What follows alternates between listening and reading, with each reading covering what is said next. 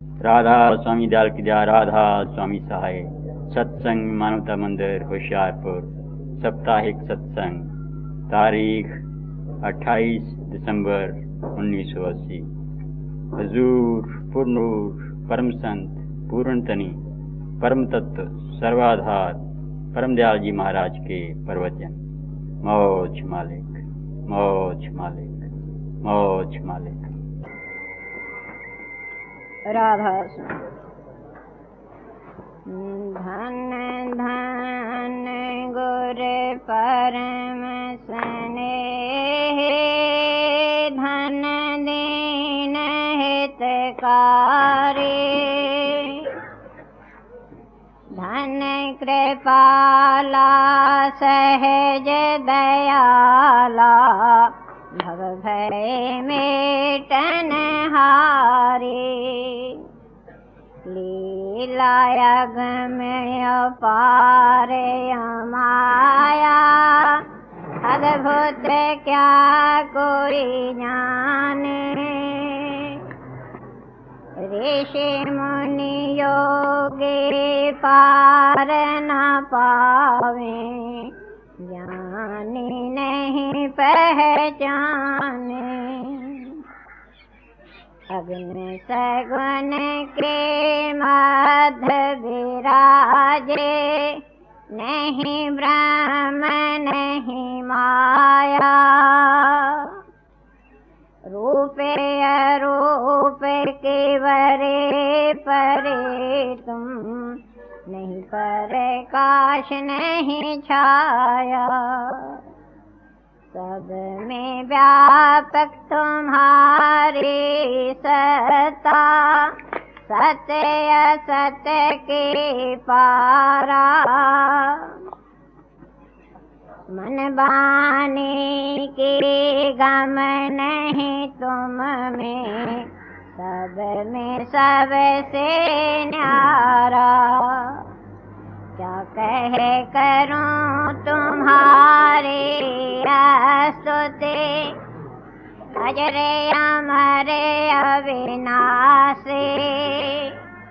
निरालंब सबके आधारा, कीर्तन घन सुख राशि। गोचर जहाँ लग मन जाए, तो नहीं देश तुम्हारा। माया काल के परे ठिकाना, क्या कोई बरने पारा। तत्व तत्व सार सार नहीं, शब्द सुरत नहीं होए। संत कहें तुम शब्द रूप हो, और यह शब्द गति सोई। ऊंची दृष्टि करे जो प्राणी, सार भेद कुछ पावे। भेद पाए शरणागत आवे, आवागमन मिटावे। दया करो करुणा चित लाओ, दो मोहे भक्ति विवेका। राधा स्वामी चरण शरण बलिहारी, रहूं शब्द मिलेगा। धन धन गुर परम स्नेह, धन दीन हितकारी। धन कृपाला सहज दयाला, भव भय मेटन हारी। राधा स्वामी। आप लोग काम से आए हैं, बस लेकर के इतने आदमी। मैं अपनी आत्मा से पूछता हूँ, ये क्यों आए हैं? आप लोग क्यों आए? ये तो आपको पता होगा। इस संसार में हम सुनी सुनाई बातों को यकीन करके उनके पीछे दौड़ते हैं। कुछ साल हुए, 1-2 साल, यहाँ एक अखबार में निकला था कि कोई औरत है, उसको एक सांप ने पकड़ा हुआ है। तो लोग दौड़ते जाते थे, ट्रकों में ट्रक पड़ गए, मगर वहाँ कुछ नहीं था। ऐसे ही तुमको किसी ने कह दिया हुआ है बाबा बड़ा करने वाला है, बाबा संत है, बाबा ये कर देता है, बाबा वो कर देता है, ऐसे सुन के तुम भी मेरे पास आए होंगे। अब मैं अपने आत्मा से पूछता हूँ कि तुमने ये श्रापा क्यों कर लिया? तू ये काम करता है, सत्संग कराता है, लोग आते हैं दूर दूर से, तू बता तू इनको क्या दे, तूने ये क्यों काम किया? आप आए हैं, मैं एक जिम्मेवारी को महसूस करता हूँ, अपनी आत्मा से पूछता हूँ कि तू क्या, मैं आपको क्या दे सकता हूँ? मैं अपनी आत्मा से पूछता हूँ, आपको नहीं। आखिर मैंने मर जाना है। अगर मैं आज पखंड जगाऊंगा, आपको पर्दे में रख करके आपसे मत्थे टिकवाऊंगा, दौड़ते लूंगा, तान लूंगा, तो मैं कहाँ जाऊंगा? मेरी भी जिंदगी है, मैंने जो पिछले की वो भुगतूंगा, अब जो करूंगा वो भुगतूंगा। तो मैंने ये काम क्यों किया? अब तुमने ये बानी पढ़ी, राम को मिलने निकला। राम कहाँ है?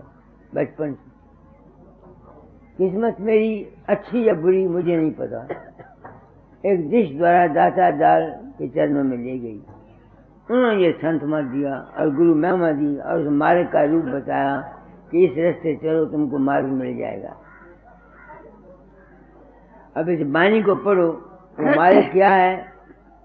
सार सार से परे है, काल माया से परे है। कितनी सिफतें इसमें लिखी हुई हैं।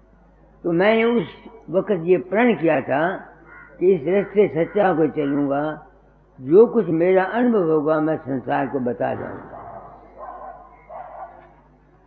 दूसरे मेरे गुरु महाराज दादादार ने कहा था कि चोला छोड़ने से पहले शिक्षा को बदल जाना। आप आए हैं, मैं आत्मा से पूछता हूं, मैं तुमको क्या बताना चाहता हूं। पहली बात दोस्तों, जो कुछ किसी को मिलता है वो उसका अपना विश्वास है, अपना यकीन है और अपनी श्रद्धा है। ये मेरी जिंदगी में समझ में आया। क्यों कहता हूं? कई आदमी मेरे पास आते हैं, वो कहते हैं बाबा जी हम कोई आस लेके आए थे, तो आपके पास बैठे रहे, हम चले गए, हमारी वो आस पूरी हो गई। कई कहते हैं बाबा तू मेरे अंतर पर तेरा रूप प्रकट हुआ, तूने ये कर दिया, तूने ये कर दिया, तूने ये कर दिया। कई मरते वक्त कहते हैं बाबा तू आया। अब मैं कसम से कहता हूं कि मैं कहीं नहीं जाता, मुझे नहीं पता, और ना ही ये महात्मा जाते हैं। बाबा चरण सिंह ने भी माना कि वो नहीं जाता, कृपाल सिंह ने जहाँ माना वो नहीं जाता, नंदू सिंह ने माना वो नहीं जाता। मगर हम लोगों को कोई सच्ची बात सत्संगों में नहीं बताता, जिसका नतीजा यह है कि हम गृहस्थियों को इन मजहब वालों ने, इन पंथ वालों ने, इन गुरुओं ने बेवकूफ बना करके हमको लूटा है। इस ख्याल को लेकर के मैंने ये सच्चाई का डंका बजाया है, ताकि हम गृहस्थी जो हैं ये गलत तरीके से लूट न जाए, हमको बेवकूफ न बनाया जाए। बात ये बिल्कुल सच्ची है। आप लोग मेरे पास हैं, मुमकिन है यशपाल की वो बसें मिल गई होंगी, उनका झगड़ा हुआ होगा, उसके दिल में ये ख्याल होगा कि मैंने बसों को उसकी मदद की है, उसका दिल में विश्वास होगा। मुझे कोई पता नहीं, मैं नहीं जानता। आग लगे गुरुवाई को मैंने क्या लेना? ये जिंदगी मेरी 4 दिन की है। मैं छोटी सी जिंदगी के लिए अपनी आत्मा को खराब करके नहीं जाना चाहता, सच्चाई बयान करता हूँ। तो मैं क्या कहना चाहता हूँ आपको कि जो कुछ तुमको या मुझको या किसी को मिलता है वो उसके अपने ही विश्वास, अपने ही यकीन, अपने ही ईमान का उसको फल मिलता है। एक बात जो मैं आपको कहें, आप दूर से आए हैं तो मेरे सिर पर जिम्मेवारी है। तो फिर मैं क्या कहता हूँ कि जो कुछ तुमको चाहिए उसकी सच्ची चाह रखो। जिस चीज की तुमको जरूरत है उसकी जबरदस्त चाह रखो। वो देने वाला तुम्हारे अंदर है, उसका कोई रूप नहीं, सारे रूप उसके हैं। एक रूप मान लो, एक रूप मान लो। मैं नहीं कहता मेरा रूप मानो, तुम्हारी मर्जी है राम का मान लो, तुम्हारी मर्जी बाबा चरण सिंह का मान लो, तुम्हारी मर्जी, उसको पूरा मान लो और उसको अपने अंतर यहाँ रख लो। जो कुछ भी तुम सच्चे दिल से मांगते रहोगे, अगर तुम्हारे दिल में सच्चाई है, तुम्हारे काम पूरे होते रहेंगे। एक बात तो मैं आपको ये कहना चाहता हूँ। दूसरी बात ये है कि हमारी अशांति का कारण क्या है।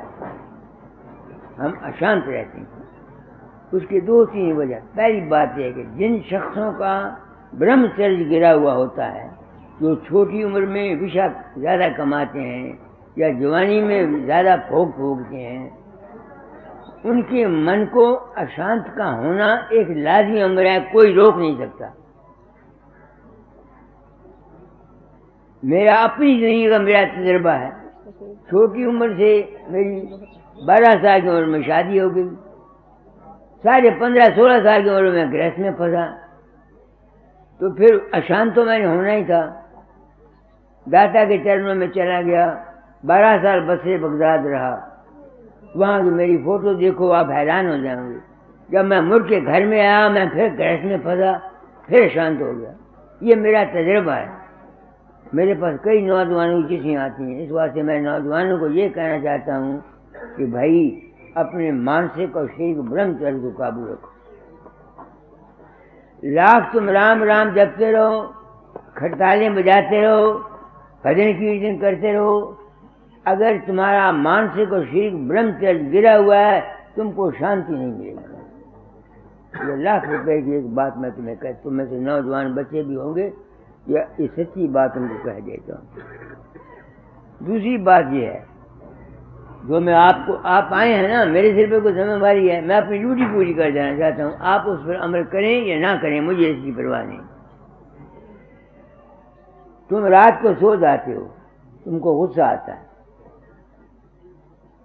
किसी को मुक्का मारते हो, तुम्हारा हाथ हिल जाता है कि नहीं हिलता? सपने में, रात को तुम सपने में कोई डरावनी शक्ल देखते हो, तुमको डर लगता है, तुम्हारी जुबान बड़बड़ाती है कि नहीं बड़बड़ाती? अच्छा, तुम नौजवान हो, औरतों का मुझे पता नहीं, तुम अपने ख्याल से एक ख्याली औरत बना लेती हो, उसके नजदीक जाते हो, तुम्हारा बीड़ी निकल जाता है। निकलता है कि नहीं निकलता? अब जो सपने का तुम्हारा ख्याल है वो तुम्हारे बस में नहीं है।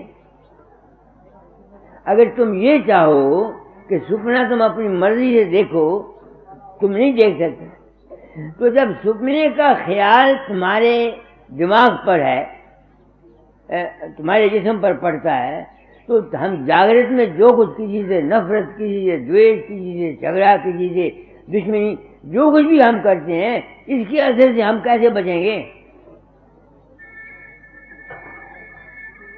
समझदार आदमी सोचने की बात करो, मैं क्या कह रहा हूं।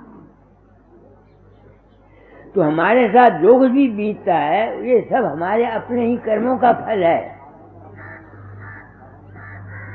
जो कुछ हमारे साथ बीता, हमको दुख आता है, मुसीबत आती है, अच्छाई मिलती है, ये सब जो कुछ हमने कर्म किए हुए हैं, उनका फल का फल मिलता है। इसलिए आप आए हैं, मैं आपको कह देना चाहता हूँ, अपनी ड्यूटी पूरी कर जाना चाहता हूँ। मुझे गुरु बनने की दोस्तों हवस नहीं, न मान या प्रतिष्ठा की जरूरत है। मैं तो कर्मों का मारा हुआ हूँ, मैं न प्रण करता कि अपना अनुभव कह जाऊंगा, तो मैं काम न करता।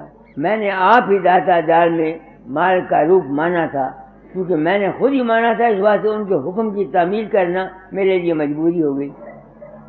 मैं इस काम से सुखी नहीं हूँ, मैं एक जिम्मेवारी को महसूस करता हूँ। आप लोग आए हैं तो आपको मैं बता देता हूँ कि अपने मानसिक और शारीरिक ब्रह्मचर्य को ठीक रखो, अपने ख्यालात को शुद्ध रखो। किसी से नफरत, द्वेष, बुग़्ज़, हसद, कीना, खामखा का झगड़ा, बुराई, निंदा ये नहीं करो, वरना इसके फल से कोई बच नहीं सकता। एक बात ये कहना चाहता हूँ, तीसरी बात ये कहना चाहता हूँ कि जिंदगी में याद रखो, ये जिंदगी हमारी कोई 10 साल की है, कोई 20 साल की है, कोई 15 साल की है, कोई 100 साल की है। हम यहाँ के रहने वाले नहीं हैं।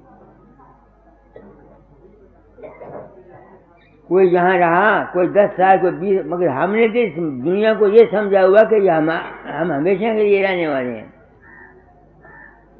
तो जो शख्स इस बात का यकीन रखता है कि मैं यहाँ कुछ सालों के लिए हूँ और वो अपने घर का, मैंने कहीं से हम आए हैं और वहाँ हमने जाना। अब सवाल यह है कि हमने आए कहाँ से हैं और जाना कहाँ से। मैंने खोज की है सारी जिंदगी, मैं कहाँ से आया हूँ। हम सब ज़ाहिरा माँ के पेट से आए हैं, अभी नहीं आए। माँ के पेट में बाप के बीज का एक कीड़ा गया जो आंखों से नजर नहीं आता। उस कीड़ा बढ़ता हुआ तुम्हारी शक्ल में है, मेरी शक्ल में है, तुम्हारी शक्ल में है। तुम सब अगर अपना ओरिजिन देखो तो तुम और हम हैं क्या? एक छोटे से कीड़े थे ना बाप के बीज के अंदर, और हमारी हस्ती क्या है? तो वो जो कीड़ा था वो बना कैसे? जो बाप ने खुराक खाई, खून बना उसका, खून से ओजस बना, ओजस से बना बीज बना। खुराक कोई चीज नहीं पैदा करती, नहीं होती जब तक सूरज रोशनी की किरणें न आए। तो उस बीज के कीड़े में जो असलियत थी वो क्या थी? वो सितारों रोशनियों की हरारत और किरण थी। तो हमारा आज जो है वो क्या है? प्रकाश है, नूर है। अगर कोई अपने घर वापस जाना चाहता है तो अपने अंदर प्रकाश का साधन करे। कई आदमी सारी जिंदगी बाबा सामन सिंह को या राम बहादुर को या कृष्ण को पूछते रहते हैं या फकीर चंद को पूछते रहते हैं, लाख वो उनको पूछते रहे, वो अपने घर नहीं जा सकते। मेरी बात समझ रहे हैं मेरी बात को? एक आदमी अपने घर जाने के लिए बाबे फकीर का या राम का या कृष्ण का या मोहम्मद का या अली का किसी का सहारा लेता, सारी जिंदगी उसी को पूछता रहता है, वो घर चला जाएगा अपने? वो हम तो आए हैं प्रकाश से, तो जब तक हम नूर का साधन नहीं करेंगे, प्रकाश के साथ यहाँ नहीं करेंगे, हम अपने घर कभी नहीं जा सकते। क्या कहा मैंने? सोच लो। मैंने दुनिया की बातें भी आपको बता दी, अब ये परमार्थ की बात बता। तो अगर कोई शख्स ये चाहता है कि मैं मुल्क के जन्म मरण से बचूं, तो उसके लिए और कोई तरीका नहीं है सिवाय इसके कि वो अपने अंदर नूर प्रकाश में हो जाए। तो इस प्रकाश में होने के लिए गुरु मत है। दुनिया ने सिर्फ यही समझा कि गुरु के पास चले जाओ, बस गुरु का ध्यान कर लो, गुरु से प्रेम कर लो, तुम्हारा बेड़ा पार हो जाएगा। यह गलत है। बाहर के गुरु की भक्ति क्या है? उसके सत्संग में जाकर उसकी बात को समझकर, गुण कर, विचार करके उस पर अमल करना, यह है गुरु भक्ति। अगर रुपए देने से या मंदिर बना देने से या ब्यास बना देने से या आगरा बना देने से या चिंतपूर्णी बना देने से कोई तर जाता तो दुनिया सारी तर जाती। ये तो हमारा व्यवहार है। यहाँ आप आए हैं, यहाँ तंबू भी लगे हुए, यहाँ पैसे की जरूरत है, लंगर खाएंगे, ये व्यवहार है। इसका कोई तर्क परमार्थ के साथ नहीं है।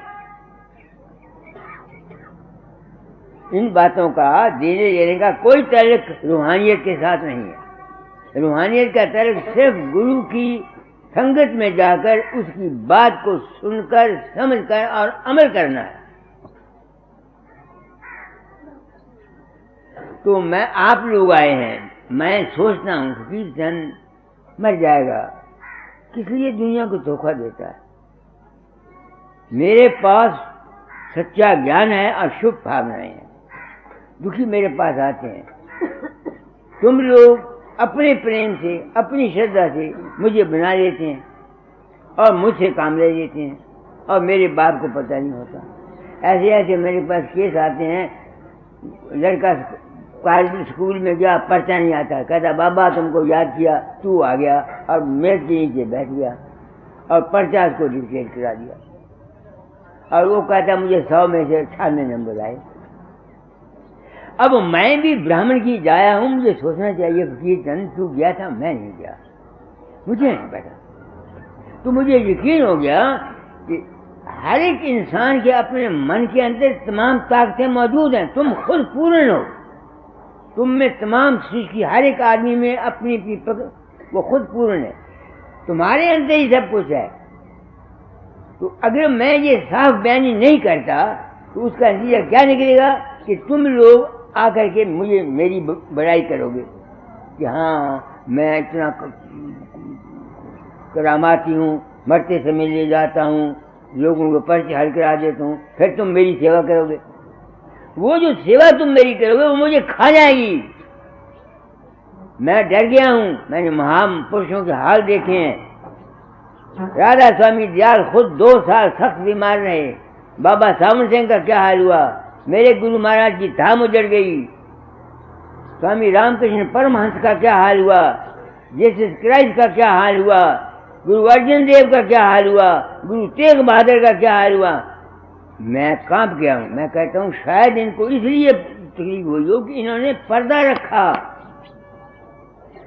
जो सच्चाई मैंने जाहिर की है इशारों में तो सबने कही, मगर पब्लिक के लिए किसी ने इस तरह से खोल के बात नहीं कही। मुझे वहम आ गया कि शायद इनको इसलिए तकलीफ आई हो कि इन्होंने पर्दा रखा और लोगों को अपने पीछे गलत तरीके से लगाया। मुझे अपना पता नहीं मेरी जिंदगी का क्या इंजाम होगा, मगर मुझे इतनी खुशी है कि अगर भाई मेरा बुरा भी इंजाम हुआ तो मैंने इस जिंदगी में कोई गुनाह नहीं किया। मैंने अपने इस जीवन में कोई पाप नहीं किया, किसी के साथ धोखा नहीं किया, फ्रेब नहीं किया, 420 नहीं की, हेरा फेरी नहीं की। जवानी में जो मैंने 3-4 गलतियां खाई उसका मुझे कोई अफसोस नहीं, जो मैंने किया मैं पढ़ लूँगा। इसलिए आप आए हैं, मेरे सिर पर एक जिम्मेवारी है। यशपाल ने मुझको लिखा, पता नहीं तुमने क्यों ये इतने आदमी इकट्ठे करके लेके आया, मेरी समझ में नहीं आया। मैं किसी को कुछ नहीं देता, हाँ शुभ भावना देता हूँ। जब दूसरा आदमी अपने प्रेम से, ख्याल से मुझे बना लेता है और मेरे पास से काम ले लेता है, तो इसका क्या मतलब कि उसकी विल पावर में ताकत है, तो मेरी विल पावर में ताकत होनी चाहिए। अगर तुम अपने ख्याल से विल पावर में ताकत करते हो तो मेरे अंदर भी विल पावर में ताकत होनी चाहिए कि नहीं होनी चाहिए। तो मैं अब क्या जिम्मेवारी सोचता हूँ। दुखी मेरे पास आते हैं, मैं सच्चे से चाहता हूँ मालिक तूने काम दिया था, इनका कल्याण हो, इनका भला हो, इनकी मनोकामना पूर्ण हो, यही मैं कर सकता हूँ। इससे ज्यादा मेरे पास और कुछ नहीं। आपकी मर्जी चाहे मेरे पास आया करो, आपकी मर्जी चाहे मेरे पास ना आया करो। आपका जी चाहता मेरी कोई किताब पढ़ो, आपका जी चाहता मेरी कोई किताब मत पढ़ो। आपका जी चाहता है कि मैं सच्चाई पढ़ूं और इस तालीम की जरूरत है, जो 4 पैसे मंदिर की मदद कर सकते हो करो, नहीं करना चाहते हो तो मौत करो। मेरी जिम्मेवारी कोई मेरे सिर की रिस्पॉन्सिबिलिटी नहीं है। तो गुरु का क्या काम है? गुरु ज्ञान देता है, समझ देता है। तो मैंने आपको समझ बहुत कुछ दे दी, ज्यादा। अब रह गया ये सवाल कि क्या बाहर का गुरु कुछ किसी की मदद कर सकता है? ये एक सवाल है। हाँ,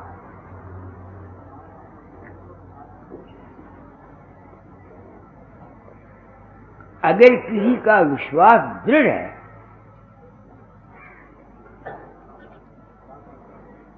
और उसको गुरु की बात पर यकीन है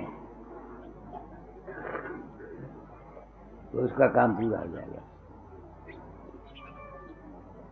बस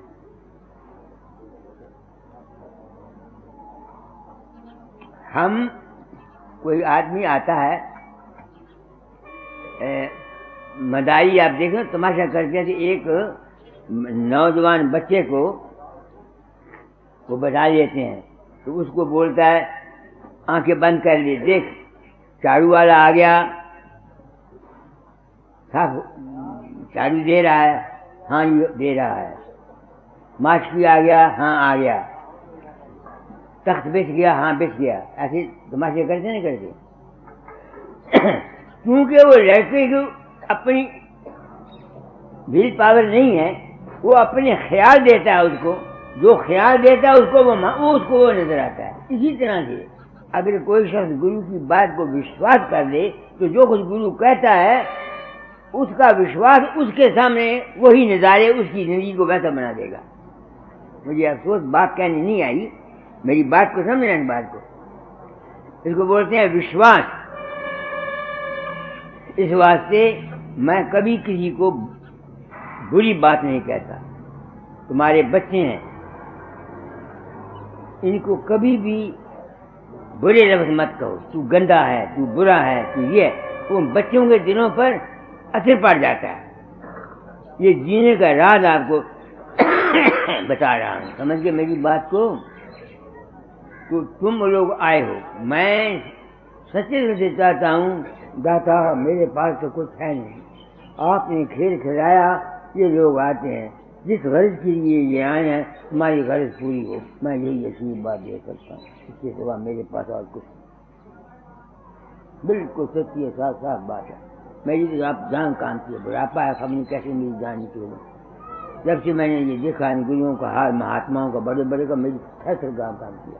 और जब कभी ख्याल आता है कि मुड़ के फिर जमूंगा तो मुड़ के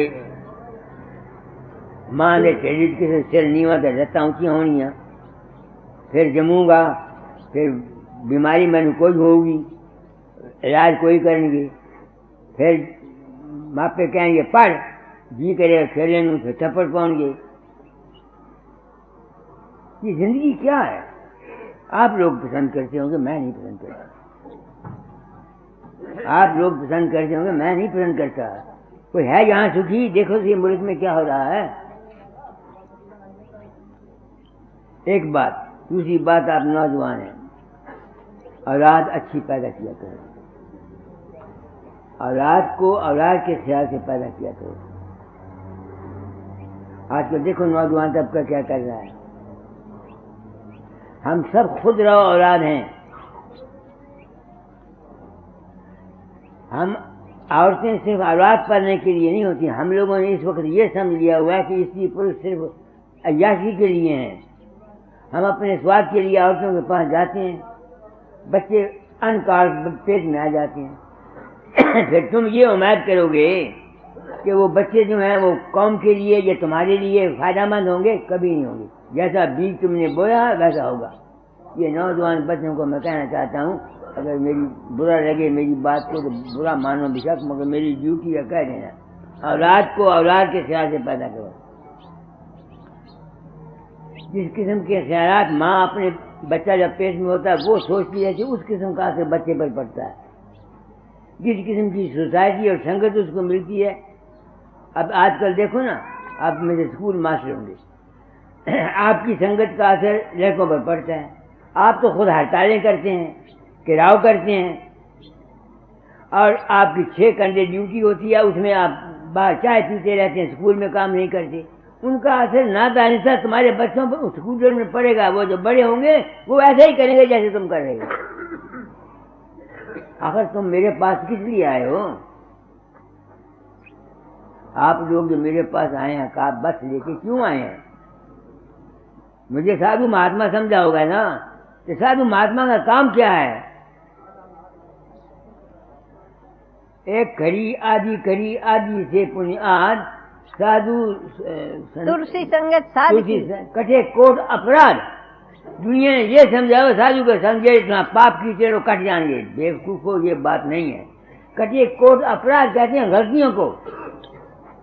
ये मुझसे गलती हो गई, अपराध कहते हैं गलतियों को। सत्संग में जाकर के जब बात सुनते हैं जो अपनी गलतियां होती हैं, वो उसको पता लग जाता है कि मेरी ये गलतियां, वो गलतियां कट जाती हैं। ये नहीं कि तुम्हारे पाप किए हुए साधु के पास जाओगे तो साधु जी तुमने कर्म किए हुए वो तुम्हारे काट देगा। गलती है तुम्हारी।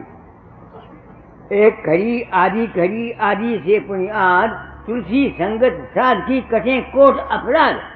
दुनिया ने ये समझा हुआ है, साधु के पीछे फिरते हैं। साधु की संगत में उसकी बात को समझ करके जो हम गलतियां खाते हैं, उन गलतियों का हमको ज्ञान हो जाता है और हम उन गलतियों को फिर नहीं करते। ये है इसका मतलब। समझ गए मेरी बात को? तो इसलिए आप स्टूडेंट्स हैं, अब मास्टर हैं। अगर आप मास्टर हैं तो आपकी क्या ड्यूटी है? आपकी ड्यूटी ये है कि अपनी जो 6 घंटे आपकी ड्यूटी है वो अपने गप छप नहीं, बच्चों की पढ़ाई के लिए हो। तुम्हारी अपनी अमली जिंदगी प्रैक्टिकल होनी चाहिए, तब तुम्हारा असर बच्चों पर पड़ेगा। माँ बाप चाहते हैं हमारे बच्चे जो हैं ये ठीक नहीं है। अरे तुम रन खत्म दो है, तुम काट लड़ दे रहे, मियाँ बीवी की लड़ाई है। बच्चे छोटे हैं, वो सुनते हैं। तुम समझो उनका असर उन पर नहीं पड़ता। वो जो बड़े होंगे वो जानते हैं माँ बाप ऐसा करते हैं, वो भी वैसे करेंगे। इस वास्ते अपनी जिंदगियों को अमली बनाने की कोशिश करो।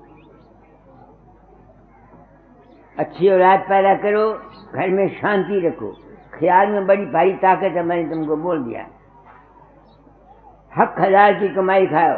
जो शख्स दूसरों का हक खाता है वो महापापी है, उसका मन शुद्ध नहीं रह सकता। शराब पीने से, मांस खाने से आपका मन पवित्र नहीं रह सकता। आजकल लोग नाम चाहिए तो बन जाते हैं। कोई ब्यासिया बना हुआ, कोई आगे बना, मगर शराब पीते हैं, मांस खाते हैं। क्या फायदा उसमें शरीक होने के लिए? तो आज आप आए हैं, मैंने बहुत कुछ आपको कह दिया, सत्संग नहीं दिया मैंने आपसे। जिस तरह बातें करते हैं इस तरह से मैंने आपको बातें बता दी। आप आए हैं, मेरे सिर पर कोई जिम्मेवारी अब नहीं है। जो मेरी ड्यूटी थी वो मैंने कर दी। मैंने यशपाल की, अगर इस ख्याल से आया है आदमियों को लेकर के, कहाँ है यशपाल? मैं जानता नहीं उसको, तुम हो। अगर ये इस ख्याल से यहाँ आया है कि इसकी 2 बसें गुम हो गई थी तो मेरी ताकत ने इसको हटा दिया और इसलिए ये प्रेम से आया है, आई रिफ्यूज टू दिस। मुझे तो पता नहीं है यशपाल है कौन, कब इसकी बसें गुम हुई, कौन लाया? इंसान इसी भ्रम में आकर के इंसानी नस्ल मुख्तलिफ मजहबों में बट गई, मुख्तलिफ फिरकों में बट गई। किसी ने कोई राम का पैरोकार हो गया, कोई कृष्ण का, कोई देवी का, कोई देवता का। नतीजा क्या निकला? मजहब हम बट गए, एक दूसरे के सिर पाटते हैं। इंसान जो कुछ है तेरा अपना ही विश्वास है। राम भी तेरे अंदर है, कृष्ण भी तेरे अंदर है, गुरु भी तेरे अंदर है, सब कुछ तेरे अपने अंदर है। तू खुद पूर्ण है। मुझे ये खुशी नहीं मिलती कि हाँ बड़े बड़े दूर से आदमी मेरे पास आते हैं। मैंने जान देनी है, मरना है, मुझे पता है। अगर आज मैं धोखा देकर मरूंगा पब्लिक को, आप पब्लिक को, तभी तो मैं कहता हूँ कि मैं अवतार हूँ। मैं I have come on this earth from Anami Dham, इसी गर्ज के लिए कि जो जगत में घोर अंधेरा है। पर वो शब्द कहाँ है? जग में घोर अंधेरा भारी और तन में तम का भंडारा। क्या लिखवाया थी कोई माने न गुरु की बात, धोखेधार वहाँ ऐसे बात।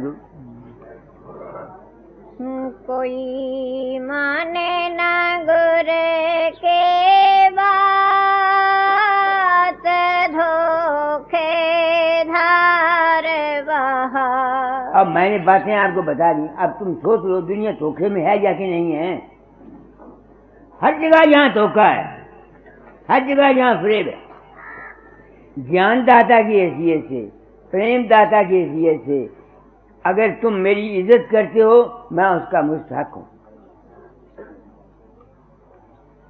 समझ जाता के हिसाब से अगर इस ख्याल से मेरी इज्जत करते हो कि हाँ मैं यहाँ बैठा हुआ दूसरों को अंदर में प्रकट होकर उनको दुआइयाँ बता देता हूँ, मरते समय ले जाता हूँ या ये करता हूँ, तो मैं ये क्रेडिट लेने के लिए तैयार नहीं हूँ बिल्कुल।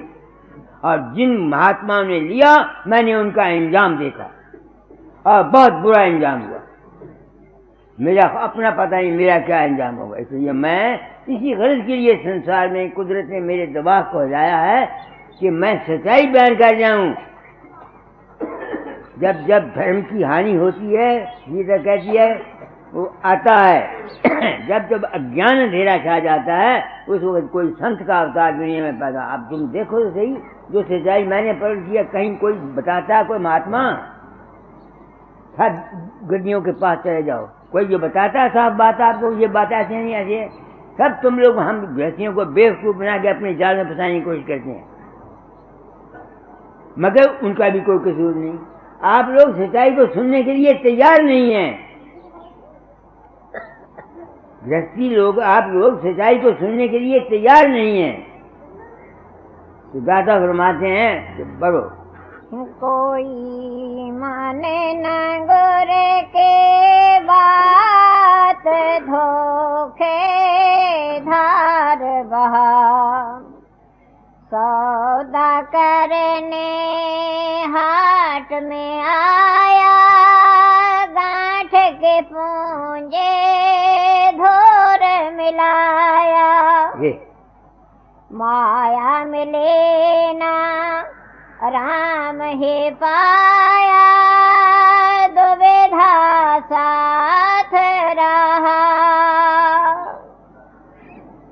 कोई माने ना गोरे के बात, धोखे धार बहा। अब मैं सोचता हूँ गुरु की बात क्या है। मैं अपने आप में पूछता हूँ, तू जो बना हुआ है अपने आप वक्त का सर्व, तू क्या बात कहना चाहता है? वो मैंने आपको बातें बता दी कि ये दुनिया मनोमय जगत है, ख्याल की दुनिया है, संकल्प की दुनिया है। जैसा ख्याल वैसा हाल, जैसी मति वैसी गति, जैसी करनी वैसी फलनी। ख्याल से संतान को पैदा करो, ख्याल से, अच्छे ख्याल से दुनिया में जियो, शिव संकल्प रखो, घरों में प्रेम रखो, नफरत द्वेष बुग़्ज़ हद को छोड़ो।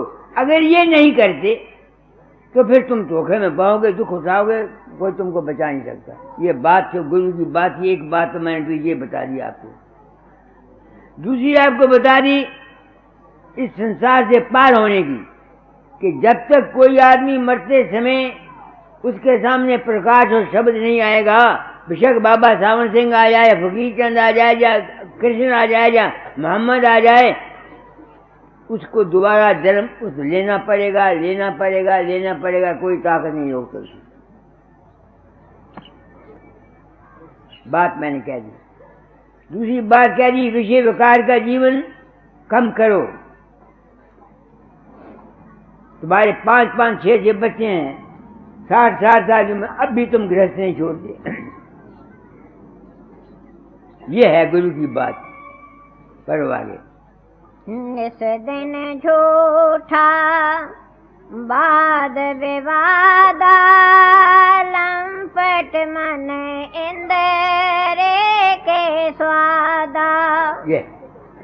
मन नहीं मारा, चित नहीं साधा, दारुण कष्ट सहा। मन को मारना है क्या?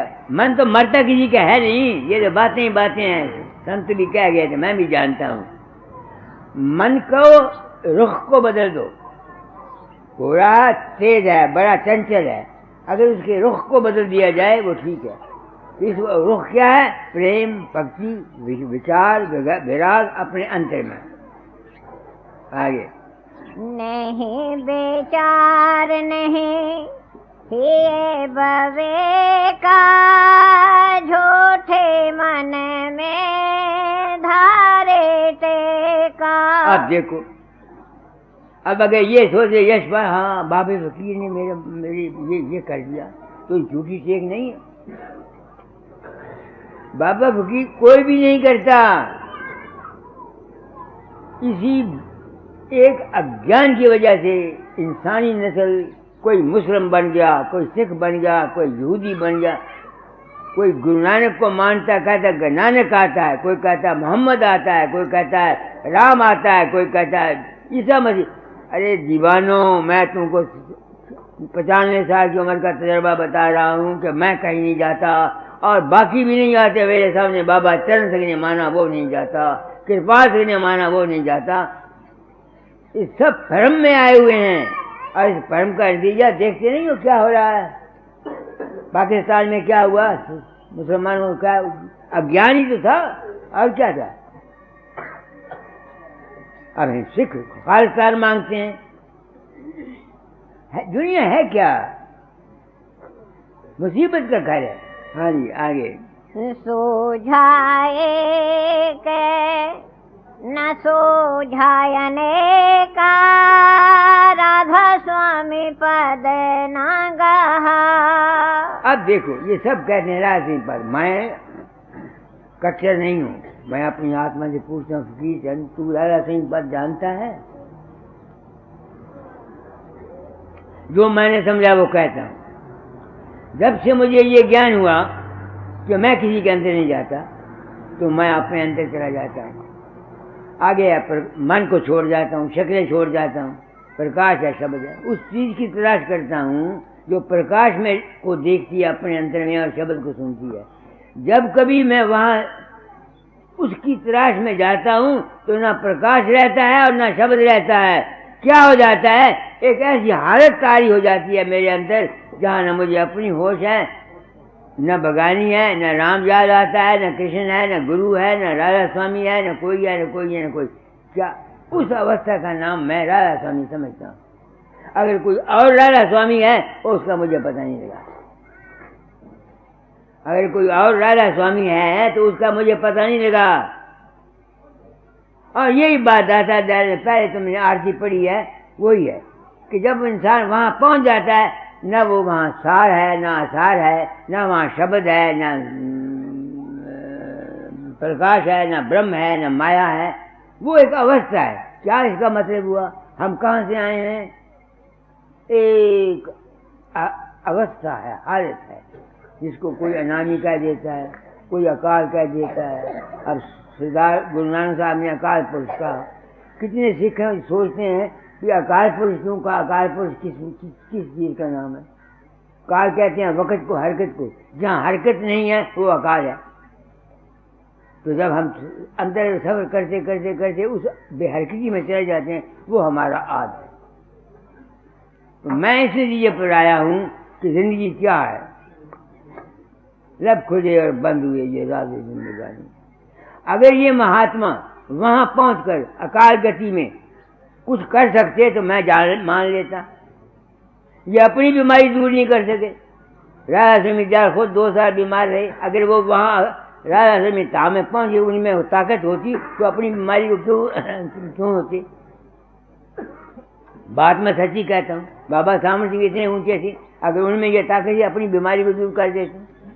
दादादार मेरे थे, अगर वो वहाँ बड़ी शब्द लिख गए, अगर उनमें ताकत थी तो अपनी ताम को क्यों देने देते। तो मैं इसलिए पर आया, एक मालिक है, हम सब एक चैतन्य के बुलबुल हैं। वहम चले गए, भ्रम चले गए, शांति मिल गई। जिंदगी बाकी है। जैसे तुम हो आदमी वैसा मैं हूँ। आप वहम में आगे फिरते हैं, मैं वहम में नहीं, मैं शांति से फिरता हूँ। मेरे और तुम्हारे में फर्क क्या, कुछ भी नहीं। जैसे तुम हो वैसा मैं हूँ। आगे पढ़ो। ये तो खत्म है बस। तो आज मैंने बहुत कुछ आपको कह दिया, कोई मैंने कसर छोड़ी नहीं है। दाता ऐ मालिक, ऐ संसार के बनाने वाले, तेरी तलाश में मैं निकला था। पता नहीं मेरा दिमाग खराब हो गया है या तूने खराब कर दिया है। काम किया था, जो मैंने समझा वो कहा।